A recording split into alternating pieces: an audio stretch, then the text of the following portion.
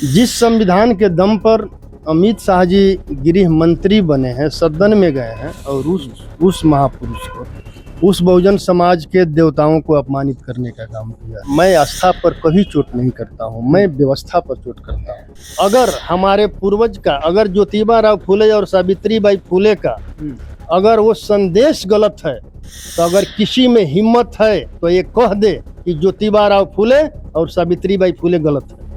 अगर वो सही है तो मैं सही हूँ। जितने भी एनडीए के लोग हैं जो अमित शाह जी के इस बयान पर चुप्पी साधे हुए हैं, मैं समझता हूं कि मौन समर्थन है उनका। जो संविधान को मानने वाले और बाबा भीमराव अंबेडकर को देवता मानते हैं, इनको अपने अंगूठे के ताकत से सबक सिखाएंगे कि देखो बाबा साहब में कितनी ताकत। आज इन्हें जवानी में चमचागिरी करने का लत लग जाता है, वो आजीवन दलाली करने का काम करते हैं। अगर हमारी सरकार बिहार में बनती है तो हम माई बहन मान योजना के तहत हर गरीब महिलाओं को जो है हम लोग 2500 रुपया देने का काम करेंगे प्रति माह। नमस्कार, आप लाइव सिटीज देख रहे हैं। आपके साथ मैं हूं वसीम खान। फ्रेम में आपको राजद के कद्दावर नेता और बेबाकी से अपनी बातों को रखने वाले फतेह बहादुर सिंह दिख रहे होंगे। देखिए, अक्सर अपने बयानों को लेकर सुर्खियों में आ जाते हैं, मगर उन बयानों को लेकर हमेशा आवाज बुलंद करते हैं और कहते हैं कि इन बातों को लोगों को समझना होगा। देखिए, कुछ दिनों पहले भी इन्होंने एक बयान दिया और उस बयान में इन्होंने जिक्र किया कि मंदिर क्यों नहीं जाना चाहिए और लोगों को स्कूल का रास्ता इख्तियार करना चाहिए। खैर, देखिए, सियासत गर्म है। बिहार की बात करें या देश की बात करें, देखिए 2025 बिहार विधानसभा चुनाव का रन भी बेहद ही नजदीक है। तेजस्वी यादव यात्रा पर हैं। पहले तो सीधा सवाल लेंगे फतेह बहादुर जी, ये बताइए कि मंदिर का रास्ता लोगों को किस ओर ले जाता है? देखिए, ये आप ज्योतिबा राव फूले का किताब पढ़ लीजिए। ज्योतिबा राव फूले का संदेश है ये। मैं कभी अपना बात नहीं रखता हूँ। ज्योतिबा राव फूले और सावित्रीबाई फूले ने संदेश दिया था और हमने तो पिछला साल होर्डिंग भी लगवाया था। आप होर्डिंग देखे होंगे। उस सावित्रीबाई फूले का जो कोड था वही है कि बच्चों को स्कूल भेजिए। स्कूल के अलावा जो है कोई विकास का रास्ता नहीं है। और बाबा भीमराव अंबेडकर ने भी कहा था कि शिक्षा वो श्रेणी का दूध है जो पिएगा वो दहाड़ेगा। और अभी वर्तमान जो देश की राजनीति चल रहा है, महापुरुषों को अपमानित करने का, जो अमित शाह जी ने जो सदन में जिस संविधान के दम पर अमित शाह जी गृह मंत्री बने हैं, सदन में गए हैं और उस महापुरुष को, उस बहुजन समाज के देवताओं को अपमानित करने का काम किया है। और अमित शाह जी के बारे में मैं समझता हूं कि अगर एक तरीपार जो है देश का गृह मंत्री बनेगा तो वो अपने महापुरुष के बारे में उनका सोच यही होगा। और बहुत गंदा सोच है इनका बाबा भीमराव अंबेडकर के बारे में। और ऐसे लोगों को जो है किसी भी संवैधानिक पद पर होना उचित नहीं है। अमित शाह जी को जो है नैतिकता के आधार पर उनको इस्तीफा दे देना चाहिए। चलिए, ये मांग आप लोग कर ही रहे हैं, मगर अब तक ये पहला लाइन तो बहुत अच्छा आपने कहा।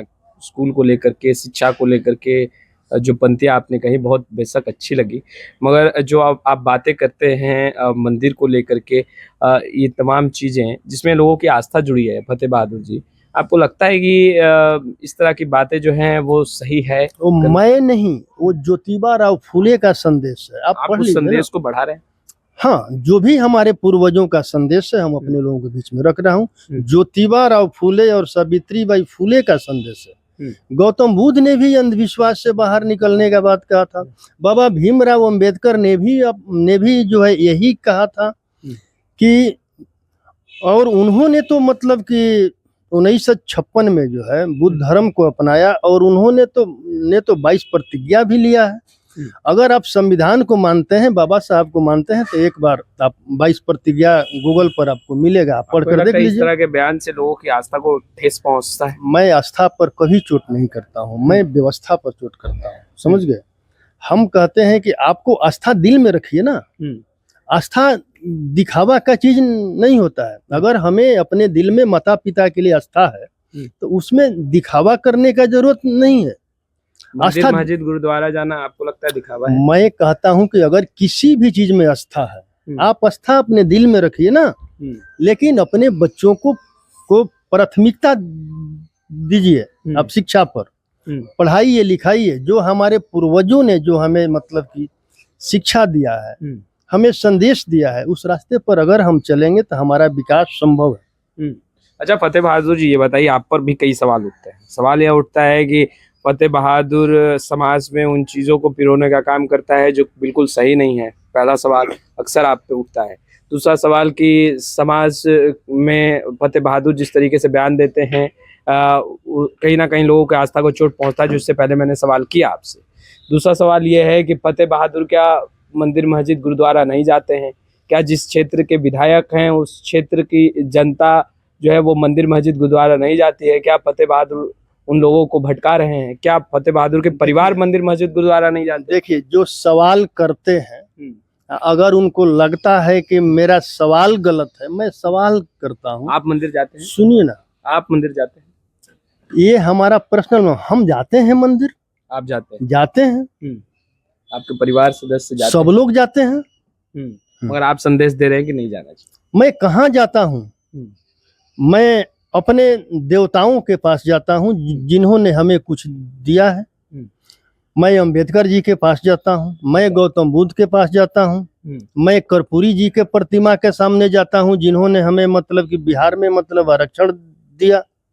मैं अमर शहीद जगदेव प्रसाद जी के मतलब कि प्रतिमा के पास मैं जाता हूँ जिन्होंने हमारे लिए अधिकार के लिए अपना शहादत देने का काम मतलब कि किया। मैं अपने माता पिता के शरण में जाता हूँ जिन्होंने हमें जन्म दिया पढ़ाया लिखाया। मैं तो पहले ही बोल चुका हूँ कि मैं देवता को मानता हूँ, लेकिन मेरे नज़र में देवता का परिभाषा है, जो हमें कुछ देता है वो देवता है। आपके सामने मैं मतलब कि सूर्य के प्रकाश में बैठा हूँ,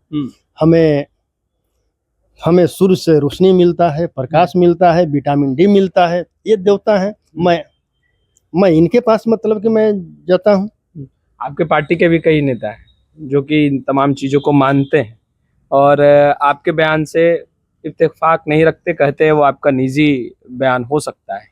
उन नेताओं को कभी समझाने की कोशिश की है आपने? देखिए, मैं अपने पूर्वजों के रास्ते पर चल रहा हूँ। पूर्वजों की बातों को समझाने मैं अपने पूर्वजों के रास्तों पर चल रहा हूँ, और ये मेरा शब्द नहीं है, आप पढ़ लीजिए ज्योतिबा राव। वो आप कह रहे कि पूर्वजों की बातों को, संदेश को आगे आपका ये दलील ही गलत है। मैं कह रहा हूँ कि मैं जो हमारे लिए, अगर हमारे पूर्वज का, अगर ज्योतिबा राव फूले और सावित्रीबाई फूले का अगर वो संदेश गलत है, तो अगर किसी में हिम्मत है तो ये कह दे कि ज्योतिबा राव फूले और सावित्रीबाई फूले गलत है। अगर वो सही है तो मैं सही हूँ।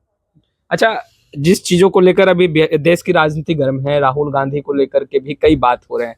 आपने बाबा भीमराव अम्बेडकर साहब को भगवान का रूप माना है। ये बताइए कि अमित शाह ने जिस तरीके से सदन में कहा और जिस तरीके से सवाल अब खड़े हो रहे हैं, उसे किस रूप में आप देख रहे हैं? चिराग पासवान और जीतन राम मांझी भी सदन के हिस्सा हैं, सांसद हैं, उनकी चुप्पी को कैसे देख रहे हो? और मुख्यमंत्री नीतीश कुमार की चुप्पी को कैसे देख रहे हो? जितने भी एनडीए के लोग हैं जो अमित शाह जी के इस बयान पर चुप्पी साधे हुए हैं, मैं समझता हूं कि मौन समर्थन है उनका। मौन समर्थन है, और इन मौन समर्थन का नतीजा, अंजाम आने वाले समय में जो देश की जनता है, जो संविधान को मानने वाले और बाबा भीमराव अंबेडकर को देवता मानते हैं, इनको अपने अंगूठे के ताकत से सबक सिखाएंगे कि देखो बाबा साहब में कितनी ताकत है। चिराग पासवान नहीं मानते बाबा साहब को? अगर मानते तो जरूर कुछ बोलते, अगर मानते तो मतलब कि अमित शाह जी को, बाबा साहब को अपमानित करने में मौन समर्थन नहीं देते। मौन समर्थन है इनका मतलब, इसका मतलब इनको संविधान से कोई मतलब नहीं है, बाबा साहब से कोई मतलब नहीं है। चिराग पासवान संविधान की तो बातें करते हैं, तो फिर उनके अपमान पर चुप क्यों है? बाबा साहब के अपमान पर चिराग पासवान जी, जीतन राम मांझी जी, नीतीश कुमार जी, उपेंद्र कुशवाहा जी, सम्राट चौधरी जी चुप क्यों हैं? अरे ऐसे ही लोगों के लिए काशीराम जी ने एक किताब लिख दिया है, चमचाजू,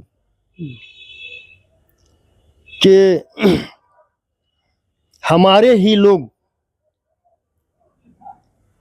कुछ ऐसे हैं जो उनके गोद में बैठकर हमारे लोगों को बेचने का काम कर रहे हैं। आज जिन्हें जवानी में चमचागिरी करने का लत लग जाता है, वो आजीवन दलाली करने का काम करते हैं। अगर ये शब्द गलत है तो लोग कह देंगे कि काशीराम जी गलत हैं। अच्छा, एक आखिरी सवाल लेके, क्योंकि वक्त बहुत ले लिया आपका। आपके नेता तेजस्वी यादव कार्यकर्ता संवाद यात्रा पर हैं, उस दौरान ऐलान पर ऐलान भी कर रहे हैं, खैर 200 यूनिट बिजली की बात हो या पेंशन की बात हो, इन तमाम चीज़ों को लेकर, मगर एक माई बहन मान योजना की बातें उन्होंने की है, 2500 रुपया हर महीने देने की बात की है सरकार बनने के 1 महीने के अंदर। मगर सुमित सिंह है, मंत्री हैं बिहार सरकार में, उन्होंने कहा है कि ये शब्द ऐसा लग रहा है जैसे कोई गाली हो। वो लोग जिनके साथ हैं, मनु स्मृति वालों के साथ हैं। अब मनु स्मृति में महिलाओं के लिए इन लोगों का यही नजरिया है, तो आप जैसा चश्मा लगाएंगे वैसा ही न दिखेगा। हमारे नेता जो माई बहन मान योजना के तहत 2500 दे रहे हैं, वो इज्जत प्रतिष्ठा समाज की महिला को, नारी को देने का काम किए हैं। और अगर हमारी सरकार बिहार में बनती है तो हम माई बहन मान योजना के तहत हर गरीब महिलाओं को जो है हम लोग 2500 रुपया देने का काम करेंगे प्रति माह। तो आपने सुना फतेह बहादुर सिंह को। देखिए, जिन चीज़ों को लेकर अक्सर फतेह बहादुर को ट्रोल किया जाता है, इन्होंने स्पष्ट रूप से कहा कि ये शब्द उनके नहीं। देखिए, ये शब्द जो हैं वो पूर्वजों के हैं, और जो संदेश पूर्वजों ने दिया उस संदेश को मानता हूँ। देखिए, भगवान उन्हीं को मानता हूँ जिनसे कुछ मिलता है, जैसे सूर्य को भगवान मानता हूँ, उनकी उपासना भी करता हूँ। देखिए, फतेह बहादुर अक्सर बयानों को लेकर सुर्खियों में रहते ज़रूर हैं, मगर अपनी बातों को लेकर बेबाकी से और बहुत मजबूत अंदाज में, मजबूत तरीके से कैमरे के सामने भी बोलते हैं। देखिए, आज इसी संदर्भ में कई सवाल हमने लिया, आपने सुना है जवाब, सब कुछ स्पष्ट है। फिलहाल इस वीडियो में इतना ही। आपका बहुत बहुत शुक्रिया।